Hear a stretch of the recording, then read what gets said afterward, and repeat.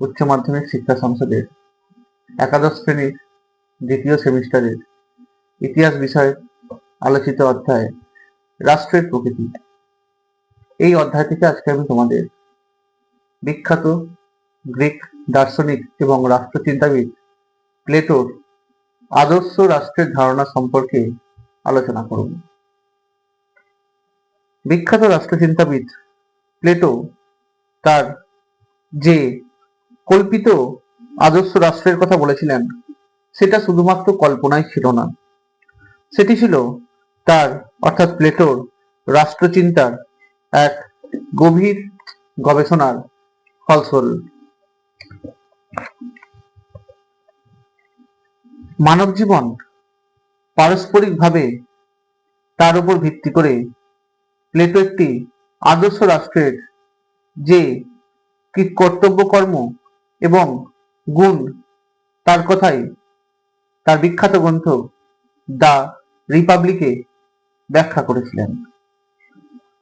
এই রাষ্ট্র দর্শনে সংহতি এবং ঐক্যের উপর প্লেটো গুরুত্ব আরোপ করেছিলেন। তার এই আদর্শ রাষ্ট্রের যে প্রকৃতি সেই সম্পর্কে কতগুলি বিষয়ের কথা বলা যায়।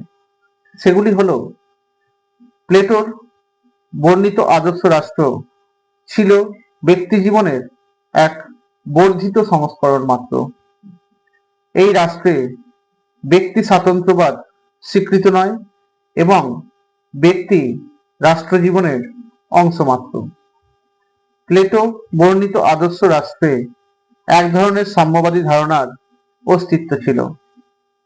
প্লেটোর শিক্ষাগুরু সক্রেটিসের সদ্গুণই হলো জ্ঞান, অর্থাৎ নলেজ ইজ ভার্চু, এই তত্ত্বের রূপায়ণের যথাস্বরূপ প্রয়াস ছিল এই আদর্শ রাষ্ট্র।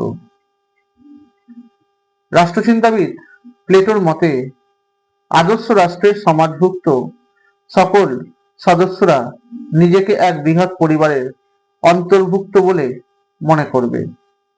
ব্যক্তিগত পরিবার অর্থাৎ জন্মগত সম্পর্কভুক্ত নয়, রাষ্ট্রীয় পরিবারের মধ্যে সমষ্টিগত জীবনযাপনকে প্লেটো তার আদর্শ রাষ্ট্রের ভিত্তি বলে উল্লেখ করেছিলেন। এছাড়াও তিনি আরো উল্লেখ করেছিলেন যে মানুষের আবশ্যিক প্রয়োজনগুলি মেটানোর জন্য আদর্শ রাষ্ট্রগুলোতে তিনটি শ্রেণীর সহাবস্থান থাকবে।